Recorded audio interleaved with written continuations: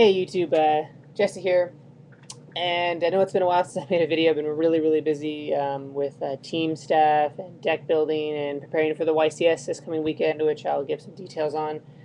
But I've gotten a lot of requests for my updated Chainburn deck, and I'm going to do an updated deck list. I decided to try like an experiment, and it's been working pretty well. I wanted to make all my back row chainable, so that I couldn't be touched by like Inzectors or Zenmayo, or everybody's running triple MST heavy. So I made all the back row totally chainable. All the traps are 100% chainable and nothing stays in the field. So I took, since I had to take things like dimension walls and magic cylinders out, I kind of took some of the build from Final Countdown and incorporated it into the deck for draw power and a little more consistency, and it's been working pretty well. There's a few things I might change about it, and sometimes you get a little bit of prop. Sometimes you get stuck with some inconsistent hands, but it's Chainburn. I mean, that happens. If you draw all your burn cards and no draw cards and you start top decking, that just happens in Chainburn sometimes. If you guys play Chainburn, sometimes you're gonna draw like friggin' 2 Just Desserts and a double dimension wall and a ceasefire, and you're like, oh crap, I'm never going to draw. And that just happens sometimes, so just keep that in mind when you see a build like this. But this is a little more consistent. It's got things to get you out of trouble. It's got better top decks.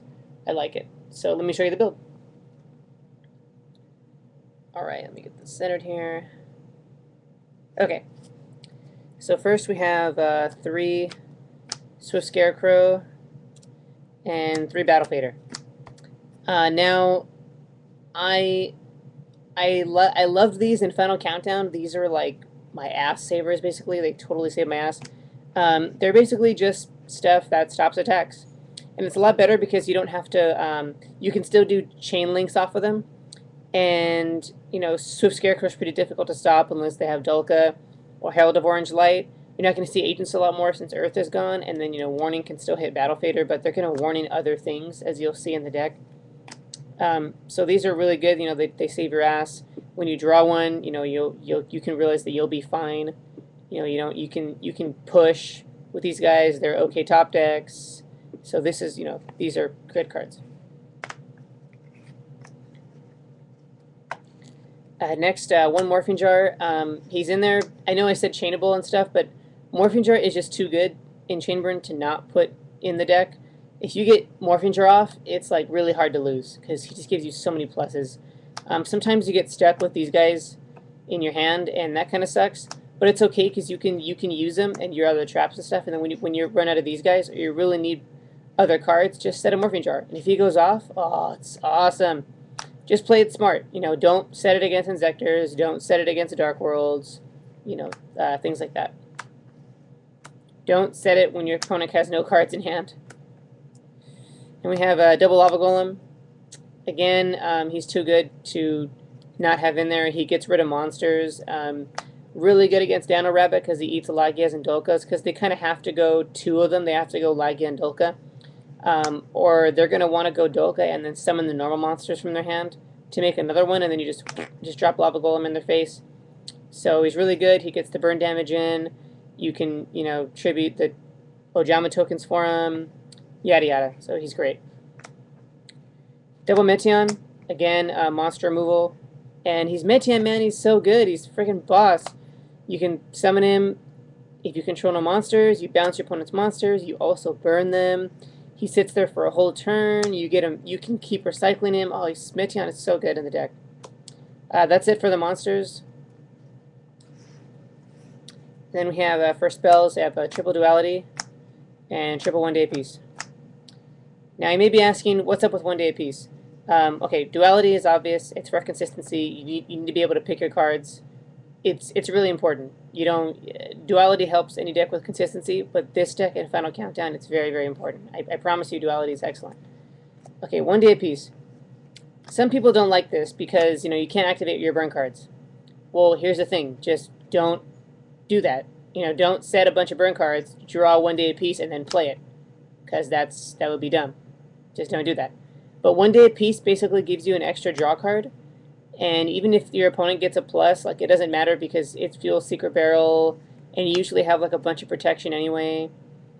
But this is a really good top deck, and it also it helps with the consistency of the deck, and you get more draw power out of it. I mean, and it also thins the deck. I really like it.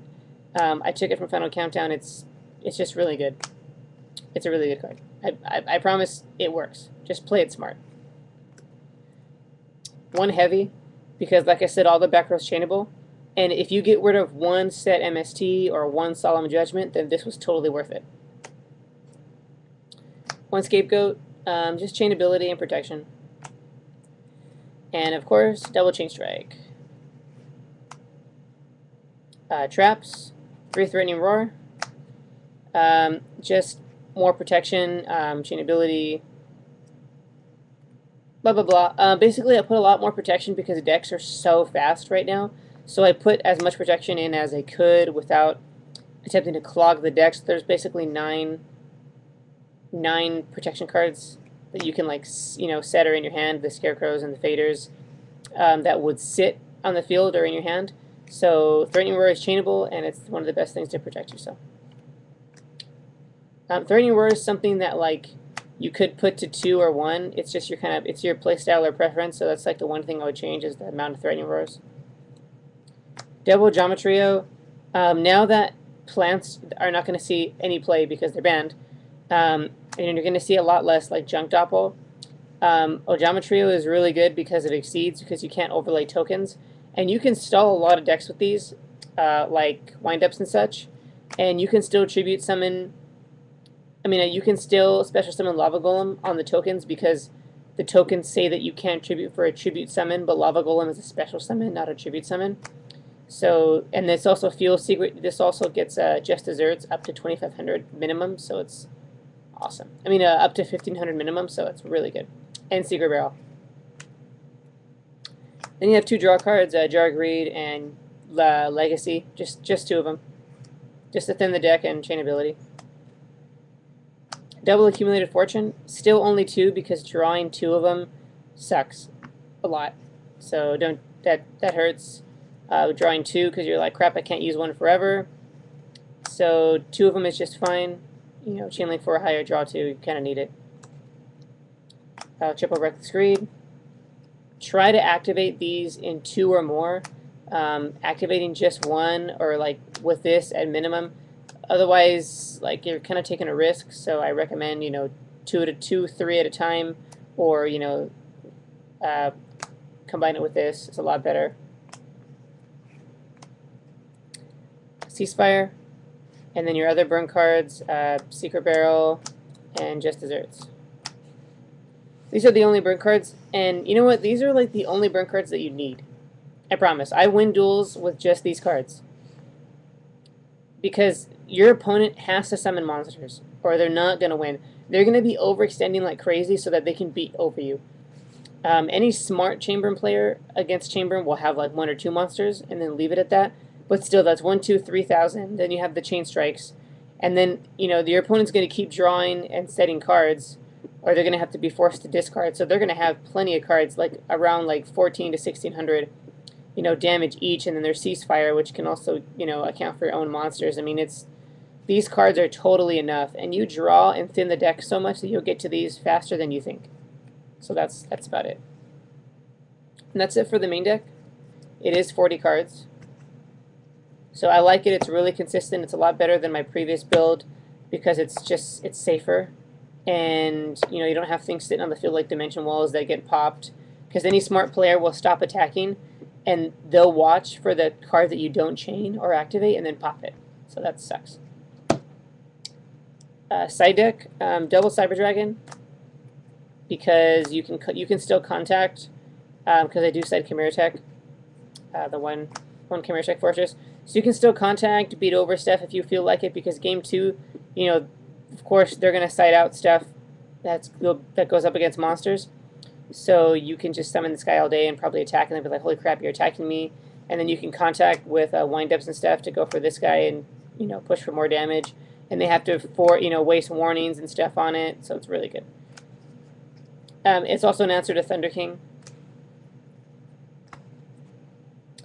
And we have 3 Arcana Force the Fool. Freaking awesome against Dino Rabbit. It's so good against Dino Rabbit. Because it has no effect that they can chain to. And all they have really to get rid of it is like Smashing Ground. And that's about it. Like in main deck Rabbit, there's just like nothing that can get rid of this guy. He'll just sit there forever and ever till you get Lava Golem to just get rid of their monsters. So it's so good. Gets down a Rabbit. 1 Side Blocker. I just really love Side Blocker, and I always wanted an excuse to use him. And Side Blocker is just good. I mean, you can call like Decree and then activate all your stuff. You can call Warning, and then you'll be able to get Battle Fader. You'll be able to special summon Battle Fader. You can call Christia and get Battle Fader out. I mean, it's just really good. It's awesome. You can call like Solemn Judgment or Dark Bribe, anything that you think is going to stop your stuff. You can just stop it with Side Blocker because he's a freaking boss. Double Twister and triple MST. I just don't like Breaker, so that's why I run the Twisters over 2 Breakers, and then you run the MSTs. This you can change like only 1 Twister or no Twisters. I mean, it's kind of up to you, your play style. I fear Decree a lot, and so this just helps, make sure that I'm not going to face Decree. Of course, yes, sometimes you're going to draw too many of these. That's just Yu-Gi-Oh! That happens. But usually you don't. You draw like 1 or 2, and then you're safe. So it's awesome. And it works too because you can just pop generic spell, their MSTs that they set and stuff, and then that keeps you safe. Alright, moving on. Triple Dimension Wall. Because if they're not playing Inzectors, or they're playing like Dragons or Antimeta, this helps so much. Totally speeds up the deck. A lot of times, like if they don't see it, they'll think, oh, they cited it out, or they took it out because they don't want it to get popped or something, and then they go to attack, not seen it for a while, boom, Dimension Wall. Oh man, this helps so much, especially if they're dumb enough to attack with a Lava Golem and such. Oh man, this wrecks those kinds of decks, so it's awesome. Alright guys, that's the deck. I like it a lot. It's more consistent. It's a better build, I think. It's been working for me. You guys can try it out if you like. I highly recommend it. It's even more budget now. Besides like the Meteons, it's even more budget than it was before. One thing that I would change about the deck is, if you notice in this deck I don't have Max Cs. I took out other cards for the Max Cs because I'm using them in another deck. But you can totally main deck 2 Max Cs in this. You could take, it's just kind of up to you to take out what you'd like. I could see taking out maybe like a Threatening and a, if you don't like Morphine Jar, you can take Morphine Jar out and put in the 2 Max Cs because they do help a lot. Because your opponent will think, oh, you're not going to have an answer to my problem, to whatever I've got, and then overextend, and then boom, you draw all these cards, and then drop Battle Fader or So Scarecrow, and they're like, oh shit, and then you're going to win because you get so many pluses. So that works too. Anyway, that's the deck, and if anyone has any questions, just let me know. If anyone wants a deck list in the description, let me know, or I'll message you a deck list.